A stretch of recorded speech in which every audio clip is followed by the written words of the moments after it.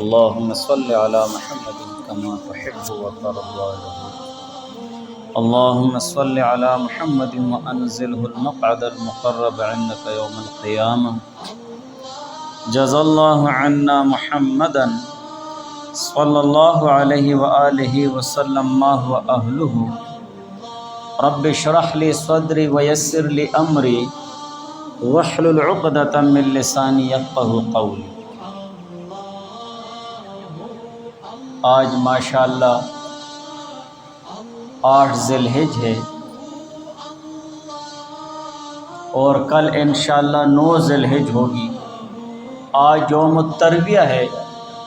کل انشاءاللہ یوم العرفہ ہوگا اور اتوار کے دن 10 ذی الحجہ عید الاضحیٰ، عید کا دن ہوگا، قربانی کا دن ہوگا۔ عید کی جو راتیں ہیں دونوں عیدوں کی، عید الفطر اور عید الاضحیٰ،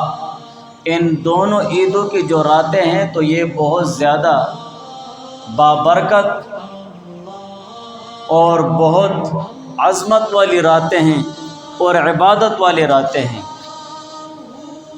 ابو امامہ رضی اللہ تعالیٰ عنہ سے روایت ہے، وہ حضور علیہ السلام سے روایت فرماتے ہیں،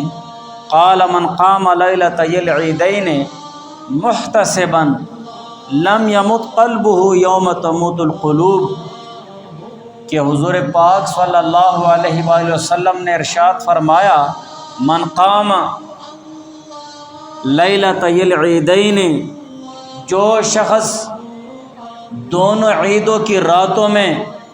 اللہ تعالیٰ کی عبادت کی، محتسبا اخلاص کے ساتھ، ثواب کی نیت کے ساتھ، لم یمت قلبہ یوم تموت القلوب، جس دن دل مردہ ہو جائیں گے اس دن اس شخص کا دل نہیں مرے گا، اس شخص کا دل مردہ نہیں ہوگا۔ مقصد اور مطلب یہ ہے دل کا مردہ ہونے کا کہ قیامت کی ہولناکی اور قیامت کا دہشت اور قیامت کی سختی کا عالم ایسا ہوگا کہ تمام لوگ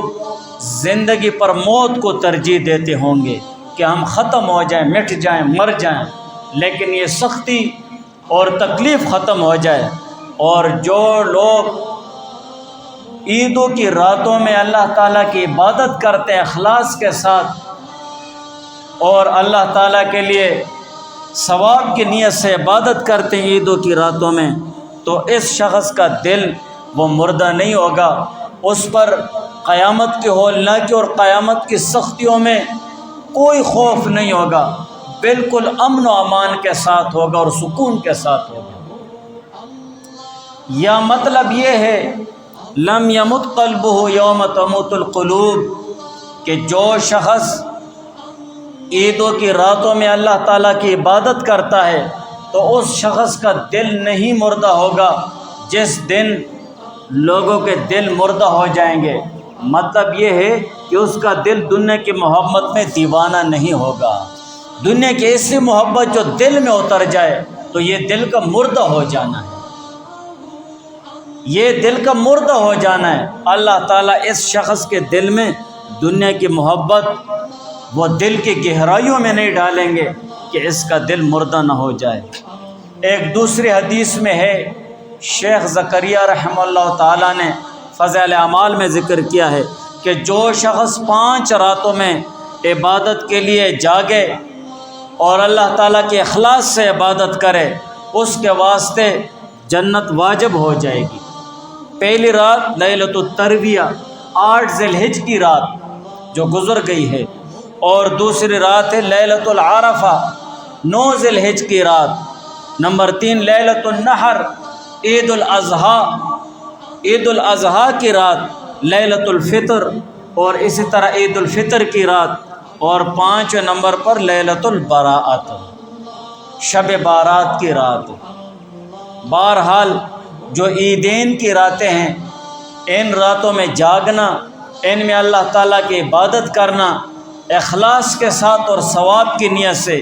یہ مستحب ہے اور جاگنا بھی چاہیے۔